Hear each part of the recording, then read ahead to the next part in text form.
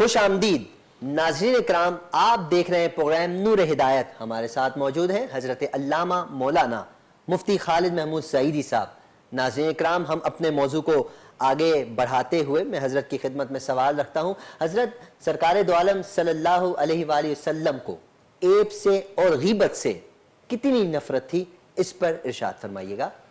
اللہ تبارک و تعالی نے قرآن پاک میں ارشاد فرمایا، لا یغتب بعضکم بعضا ایحب احدکم ان یاکل لحم اخیہ میتا فکرہتموہ۔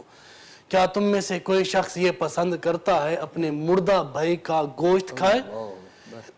اگر نہیں کرتا تو اللہ تعالیٰ فرما رہا ہے اس سے بھی بری چیز غیبت کرنا ہے، کہ اس سے بھی برا عمل غیبت کرنا ہے کہ انسان اپنے مردہ بھائی کا گوشت کھائے۔ آقا علیہ السلام نے فرمایا، حضرت ابو ذر غفاری رضی اللہ تعالیٰ عنہ کو آپ نے وصیت فرمائی، اے ابو ذر غفاری تمہیں ایک ایسا عمل بتاؤں جس کو تم کرنا لگ جاؤ تو کل قیامت کے دن اللہ تبارک و تعالیٰ تمہیں وہ مقام عطا فرمائے گا، تمہیں وہ شان عطا فرمائے گا کہ وہ مقام اور وہ شان نہ کسی نمازی کو ملے گی، نہ کسی روزے دار کو ملے گی، نہ کسی حاجی کو ملے گی، وہ صرف یا تو تمہیں ملے گی یا تمہارے بعد جو اس پر عمل کرے گا اسے ملے گی۔ تو حضرت ابو ذر غفاری نے عرض کیا، رسول اللہ بتائیں وہ کون سا عمل ہے؟ آقا علیہ السلام نے فرمایا، تم دو چیزوں کی حفاظت کرو، دو چیزیں اپنی زندگی میں ان کو اپنا لو، تمہاری دنیا بھی سنور جائے گی، آخرت بھی سنور جائے گی۔ تو پوچھا وہ کون سی؟ آقا علیہ السلام نے فرمایا، پہلی چیز اپنی زبان کی حفاظت کرو، اس سے کسی کی غیبت نہ کرو، اس سے کسی کی چغلی نہ کرو، اس سے جو ہے کسی کی برائیاں نہ بیان کرو، اس سے فتنے نہ بناؤ، اس سے لوگوں کے میں درار نہ ڈالو، جھگڑے نہ ڈلواؤ، طلاقیں نہ کرواؤ، اس زبان کی حفاظت کرو۔ اور دوسرا آپ نے فرمایا اپنے اخلاق کو اچھا کرو۔ تمہارے جب اخلاق اچھے ہو جائیں گے اور تمہاری زبان کی حفاظت تمہارے کنٹرول میں ہو جائے گی تو اللہ تبارک و تعالیٰ تمہیں ایسے مقام سے نوازے گا، ایسی شان سے نوازے گا جو نمازی کو بھی دستیاب نہیں ہوگی۔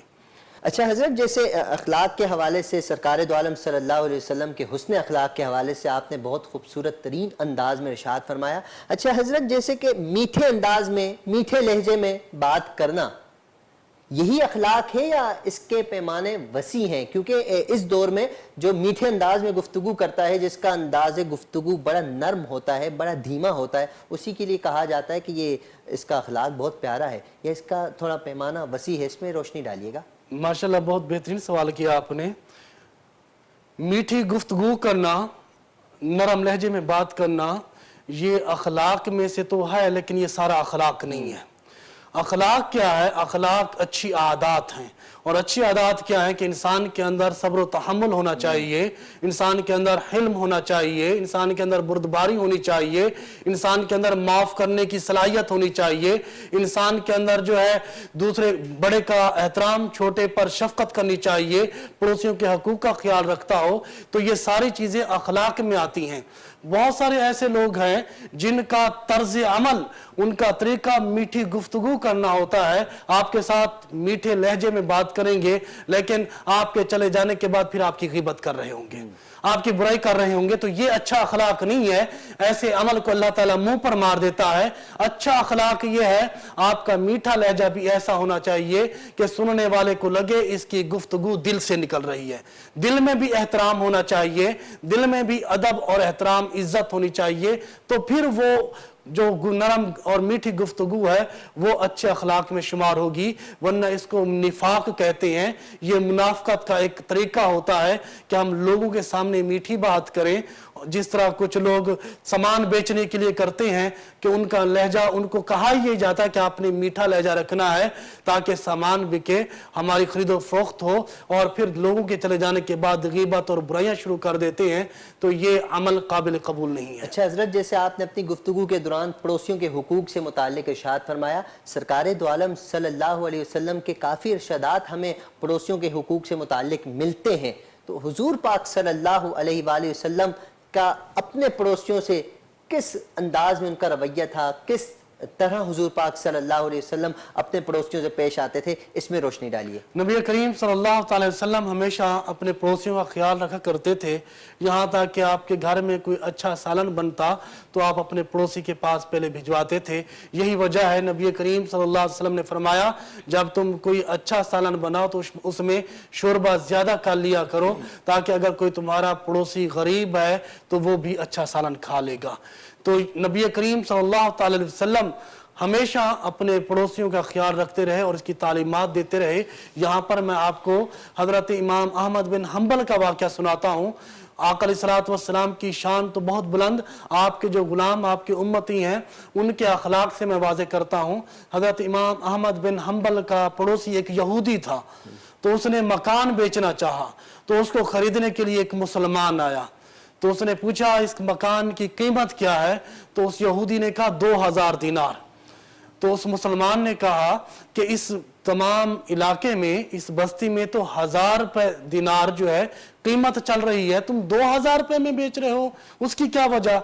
तो वो कहने लगा उसकी वजह यह है कि 1000 दिनार तो इसकी कीमत है जो मेरे पास मकान है, और 1000 दिनार तुम्हें उसकी कीमत चुकानी पड़ रही है कि तुम इमाम अहमद बिन हम्बल के पड़ोसी बन रहे हो, कि इमाम अहमद बिन हम्बल के अखलाक इतना अच्छे और उम्दा हैं कि तुम अगर 1000 इजाफी भी दे दो और पड़ोसी बन जाओ तो तुम्हारे लिए गनीमत की बात है। सुभान अल्लाह, सुभान अल्लाह। अच्छा हजरत, सरकार दो आलम सल्लल्लाहु अलैहि वसल्लम का अंदाज़े गुफ्तगू कैसा था, और हुजूर पाक सल्लल्लाहु अलैहि वसल्लम जब किसी की बात सुनते तब हुजूर पाक सल्लल्लाहु अलैहि वसल्लम का क्या रवैया था, और जब सरकार इरशाद फरमाते तब हुजूर का क्या अंदाज था? नबी करीम सल्लल्लाहु अलैहि वसल्लम के गुफ्तगू के अंदाज के बारे में उम्मुल मोमिनीन हजरत आयशा रज़ी अल्लाह ताला अन्हा फरमाती हैं, आका अलैहिस्सलातु वस्सलाम जब गुफ्तगू फरमाते, अगर कोई चाहता तो आपके अल्फाज को गिन सकता था।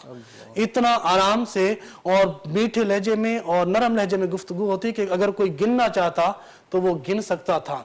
और फिर लोगों के साथ, आका अलैहिस्सलातु वस्सलाम के साथ अगर कोई बात करना चाहता तो आप उसके साथ रुक जाते। आज तो हम ये करते हैं कि सलाम भी हम उसे करते हैं जहां पर हमें कोई नफा नजर आए, कोई लालच तम्मा जहां पर मौजूद होता है तो हम वहां हाथ मिलाते हैं, वरना हमारा चेहरा दूसरी तरफ होता है और हाथ इस तरफ होता है। आका अलैहिस्सलातु वस्सलाम के पास जो भी आया आप उसके साथ रुक जाते, बैठ जाते, और जब तक वो अपनी गुफ्तगू मुकम्मल ना कर लेता, यहाँ तक कि सहाबा कहते हैं कभी कभी ऐसे वाक़यात देखने को मिलते कि हमें गुस्सा आता था कि हम जाकर इस शख्स को आका अलैहिस्सलातु वस्सलाम से दूर कर दें, मगर आका अलैहिस्सलातु वस्सलाम के अदब और एहतराम की वजह से नहीं जाते थे। आका अलैहिस्सलातु वस्सलाम हर शख्स की गुफ्तगू को सामने बैठकर सुनते थे, जब वो अपनी बात पूरी कर लेता और चला जाता फिर आका अलैहिस्सलातु वस्सलाम जाते। इसी तरह जब आप हाथ मिलाते, जब तक सामने वाला हाथ खुद अपना ना हटा लेता, आका अलैहिस्सलातु वस्सलाम अपना हाथ नहीं हटाते थे। ये अमल था आका अलैहिस्सलातु वस्सलाम का। आपने कभी ये इम्तियाज नहीं रखा ये गरीब है, ये गुलाम है, ये मालिक है, इसके पास पैसा है, इसके पास नहीं है। आका अलैहिस्सलातु वस्सलाम के अखलाक सबके लिए थे और सबको तालीमात दी। इसलिए हमें भी चाहिए, आज हमें हया आती है, शर्म आती है अपने मुलाजिम को हाथ मिलाने में, हालांकि वो भी मुसलमान है, लेकिन हम समझते नहीं हम इससे बुलंद हैं। आका से तो कोई बड़ा बुलंद नहीं हो सकता। आका अलैहिस्सलातु वस्सलाम अपने गुलामों को अपने साथ बिठाकर उनके से गुफ्तगू भी करते थे, उनसे हाथ भी मिलाते थे, उनके साथ बैठकर खाना भी तनावल फरमाते थे। माशाअल्लाह, सुभान अल्लाह। हजरत, बहुत ही खूबसूरत अंदाज में आपने सरकार दो आलम सल्लल्लाहु अलैहि वसल्लम के हुस्न अखलाक हम तक पहुँचाए। अल्लाह रब्बुल इज़्ज़त से दुआ है कि अल्लाह पाक आपके इल्म में, अमल में बरकत अता फरमाए। और नाज़रीन इकराम, यकीनन आपने सरकार दो आलम सल्लल्लाहु अलैहि वसल्लम के हुस्न अखलाक से मुताल्लिक बहुत सी बातें सुनी हैं। अल्लाह रब्बुल इज़्ज़त से दुआ कि अल्लाह पाक हम सबको हुजूर पाक सल्लल्लाहु अलैहि वसल्लम के अखलाक पर अमल करने की तौफीक अता फरमाए, इसी में हमारा ज़रिया निजात हो। नाज़रीन इकराम, इंशाअल्लाह अगले प्रोग्राम में नए मेहमान के साथ, नए उन्वान के साथ हाजिर होंगे। तब तक आप अपना ख्याल रखिएगा, अपने अहल व अयाल का ख्याल रखिएगा। अस्सलामु अलैकुम व रहमतुल्लाहि व बरकातुहू।